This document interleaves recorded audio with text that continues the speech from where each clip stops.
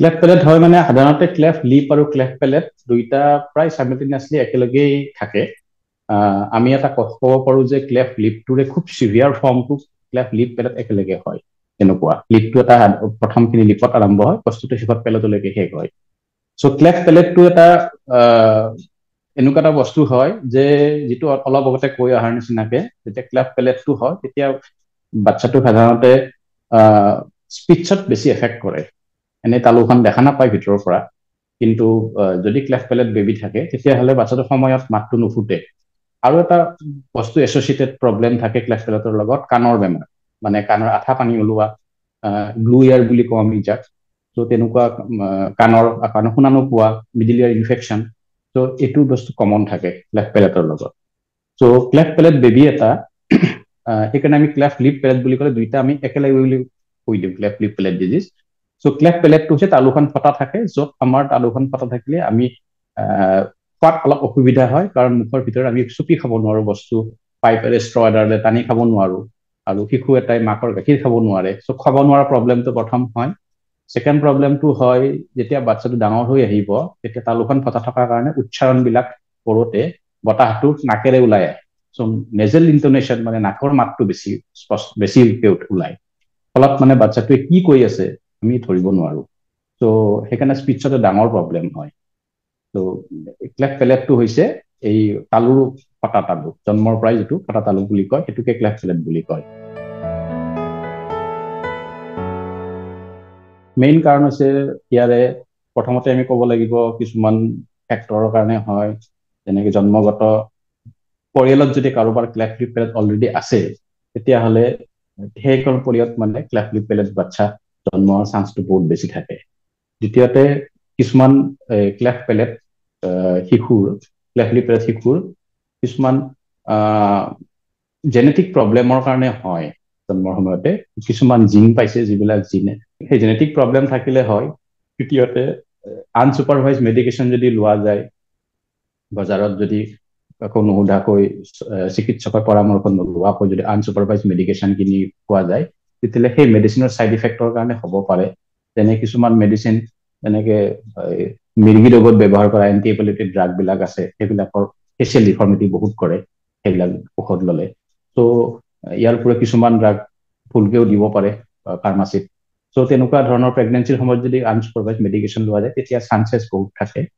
তৃতীয়তে মেটাৰনেল ইনফেকশ্যনৰ কাৰণে হ'ব পাৰে, যেনেকে জাৰ্মান মিজেছ, ৰুবেলা, এইবিলাক ধৰক মেটাৰনেল যদি এণ্টিনেটাল চেকআপবিলাক ঠিকমতে নকৰে তেতিয়া কিছুমান বেমাৰৰ কাৰণে এইটো হ'ব পাৰে। আৰু থাৰ্ডলি হ'ব পাৰে মাইক্ৰ'নিউট্ৰিয়েণ্ট ডেফিচিয়েঞ্চি। মেলনিউট্ৰিশ্যন আমাৰ ইণ্ডিয়াত খুব কমন প্ৰব্লেম হয়। ত' মাইক্ৰ'নিউট্ৰিয়েণ্টৰ ভিতৰত মেইনলি ফলিক এচিডক আইডেণ্টিফাই কৰা হৈছে। ফলিক এচিড যদি সময়ত নলয় তেতিয়াহ'লে এই ফেচিয়েল ডিফৰ্মিটি, নিউৰেল টুথ ডিফৰ্মিটি এইবিলাক বেছি হয়। চ' সেইও এটা কাৰণ বুলি ধৰে।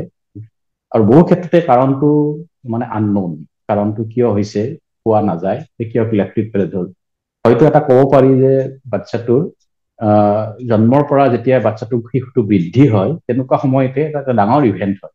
সেই ডাঙৰ ইভেণ্টত কিবা এটা যদি সাধাৰণ ডিফিকাল্টি হ'ব পাৰে, যেনেকে ধৰক ডাঙৰ এটা অনুষ্ঠান আৰম্ভ কৰিলে তাত কিছুমান কমপ্লিকেশ্যন প্ৰব্লেম হ'ব পাৰে, ঠিক তেনেকে বাচ্চাটো বৃদ্ধি হোৱাটো এটা ডাঙৰ ইভেণ্ট। সেই ডাঙৰ ইভেণ্টত সামান্য কিটা প্ৰব্লেম হ'লে তেতিয়াহ'লে ক্লেফ বেবী ডেভেলপ কৰিব পাৰে, কাৰণ সেইটো চবতকৈ উইকেষ্ট পইণ্ট হয় য'ত মানে ডিফৰ্মিটিটো দেখা দিয়ে। জন্মৰ সময়ত এইটো ডায়গনচিছ জন্মৰ আগতে আচলতে কৰিব পাৰি।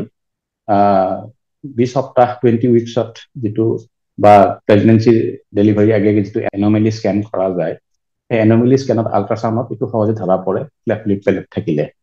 কিন্তু কথা হৈছে কি, ইণ্ডিয়াত সেই আল্ট্ৰাচাউণ্ডত ধৰা পৰাৰ পিছত এইটো কথা মানে পিতৃ মাতৃক তৎক্ষণাৎ যদি কৈ দিয়া যায় তেতিয়াহ'লে এবৰ্চন ৰেটটো বাঢ়ি যোৱাৰ বহুত চান্স থাকে, কাৰণ কোনোৱে নিবিচাৰে যে পৰিয়ালত এটা এনেকুৱা এটা বেবী জন্ম পাওক। সেইকাৰণে এণ্টিনেটেল যেতিয়া ডিটেকশ্যন হ'ব তেতিয়াহ'লে তুৰন্ত মানে চিকিৎসকৰ পৰামৰ্শ লৈ পিতৃ মাতৃক পেটাৰ্নেল কাউন্সিলিং এটা ব্যৱস্থা কৰিব লাগে। দ্বিতীয়তে আমি ধৰা পৰিব পাৰোঁ এইটো আফটাৰ বাৰ্থৰ পিছত জন্মৰ ইমিডিয়েট লগে লগে পেডিয়াট্ৰিচিয়ানৰ এটা মেডিকেল স্ক্ৰিনিং কৰা যায়, য'ত তালু ফটা, ওঠ ফটা, ক্লেফ লিপ পেলেট সহজে দেখা পোৱা যায়। চ' মেইন ডায়েগনচিছটো দেখাত ইমান ডাঙৰ নহয়, মুখখনত চিধাকে দেখা পোৱা যায় যে তালু ফটাত কিবা এটা প্ৰব্লেম এটা আছে বা ওঠটো দেখাত ইনকমপ্লিট হয়, বা মুখখন অকণমান মেলি চালে দেখা পোৱা যায় যে তালুখন ফটা আছে। ত' ডায়েগনচিছটো ইমান ইম্পৰ্টেণ্ট নহয়। অফক'ৰ্চ কিছুমান দুটা এটা বেমাৰ আছে যিটো মানে অলপ মাইনৰ ফৰ্ম বিলাক, সেইবিলাক মানে ডায়েগনচিছটো ইমিডিয়েট নহ'ব পাৰে, কিন্তু ক্লেফ্ট লিপ পেলেট ডায়েগনচিছটো খুব সহজে কৰিব পাৰে। ত' ইয়াৰ ট্ৰিটমেণ্ট হিচাপে আমাৰ এবছৰ বয়সত আমাৰ চাৰ্জাৰী আছে, চাৰ্জাৰী কৰি দিব পাৰি। আজিকালি চিকিৎসাটো উপলব্ধ অতি সহজে পোৱা যায়, গতিকে শল্য চিকিৎসাটো হৈছে মূল কথা। ত' প্ৰথমতে চাৰ্জাৰী কৰি দি এবছৰ বয়সত চাৰ্জাৰী কৰি দিয়া যায়। এবছৰ বয়সটো এইকাৰণে লোৱা যায়, বেবী এটাৰ 9 মাহত মাতটো ফুটিব আৰম্ভ কৰে। ত' মাতটো ফুটাৰ সময়তে আমি চাৰ্জাৰীটো কৰি দিলে, মাতটো ফুটাৰ লগে লগে চাৰ্জাৰী কৰি দিলে তেতিয়াহ'লে কি হয়, নৰ্মেলি কথা কোৱাত বাচ্চাটোৰ বহুত সহায় হয়। তাৰ পিছত আমি স্পীচ থেৰাপিৰ ছেশ্যনলৈকে আহিব লাগে, আৰু স্পীচ থেৰাপি নিয়মীয়াকে এমাহৰ মূৰে মূৰে, ছমাহৰ মূৰে মূৰে আমি ইভালুৱেশ্যন কৰা আৰু ৰেগুলাৰ স্পীচ থেৰাপি কৰিলে বাচ্চাটোক লাহে লাহে 6-7 বছৰ বয়সলৈকে এটা সম্পূৰ্ণ সুস্থ বাচ্চা এটা পোৱা যায়। ক্লেফ্ট পেলেটৰ পৰা এছ'চিয়েটেড প্ৰব্লেম বিলাক হৈছে, প্ৰথমতে হৈছে এটা চাইকলজিকেল প্ৰব্লেম। ক্লেফ্ট পেলেট জন্ম পোৱাৰ লগে লগে এটা বিসংগতি, বাচ্চা জন্ম পালে ফেমিলিত এটা চাইকলজিকেল প্ৰব্লেম ডেভেলপ হয়।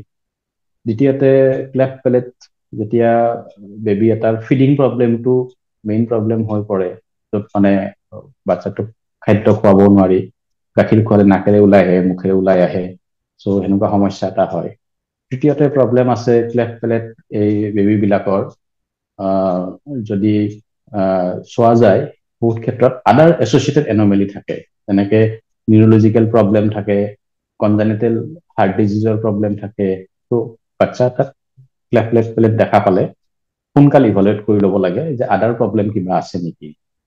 আৰু এটা প্ৰব্লেম ক্লেফ্ট পেলেটত পোৱা যায়, সেইটো হৈছে যদি চিকিৎসা কৰা নাযায়, ত' ফাইনেলি বাচ্চাটোৰ স্পীচটো ডেভেলপ নহয় পেলাই বেবীটো লাহে লাহে কথা ক'ব নোৱাৰে, কমিউনিকেশ্যন কৰিব নোৱাৰে, কমিউনিকেশ্যন কৰিব নোৱাৰিলে লগ বন্ধু গোটাব নোৱাৰে, আৰু শেষত বাচ্চাটো ড্ৰপ আউট ফ্ৰম দ্য স্কুলৰ পৰা ড্ৰপ আউট হৈ আঁতৰি আহিব লগা অৱস্থা হয়। আৰু বাচ্চাটোৰ আৰু এটা মেইন প্ৰব্লেম হয় ক্লেফ্ট পেলেটত, হৈছে এইটো কাণৰ প্ৰব্লেম। এইটো মানে কেতিয়াবা কি হয়, ক্লেফ্ট পেলেটৰ গোটেই তালুৰ মাচলখিনি এবনৰ্মেলি এটাচ হৈ থাকে, সেইকাৰণে কাণৰ ফাংচনিংটো এটা টিউব থাকে সৰু, যিটো টিউবৰ ফাংচনিঙৰ কাৰণে মেল ফাংচনৰ কাৰণে কাণত মানে আঠা পানী জমা হয়। ত' সেইকাৰণে কাণৰ ইনফেকশ্যন অলপ বেছি হয়, আৰু কলা হ'ব পাৰে, কাণেৰে নুশুনা হ'ব পাৰে। আৰু লগতে যিহেতু এইটো ফেচিয়েল ডিফৰ্মিটি হয়, এছ'চিয়েট ডিফৰ্মিটিৰ কাৰণে ফেচত মানে যিকোনো আদাৰ এছ'চিয়েটেড এন'মেলি থাকিব পাৰে, এছ'চিয়েট ক্লেফ্ট থাকিব পাৰে। ত' এইবিলাকে হৈছে এছ'চিয়েট প্ৰব্লেম ক্লেফ্টৰ লগত। ক্লেফ্ট লিপ পেলেট চাৰ্জাৰীৰ পিছত এটা কমপ্লিকেশ্যন এটা আছে, কেতিয়াবা ক্লেফ্ট লিপ পেলেট চাৰ্জাৰী কৰিলে পিছত ইনফেকশ্যন হয়, আকৌ ৰিঅ'পেন হৈ যাব পাৰে, ক্লেফ্ট লিপে হওক বা পেলেটে হওক। চ' সেইকাৰণে cleft lip surgery, palate surgery হওক, খুব এক্সপাৰ্ট মানুহৰ দ্বাৰা কৰোৱাটো উচিত।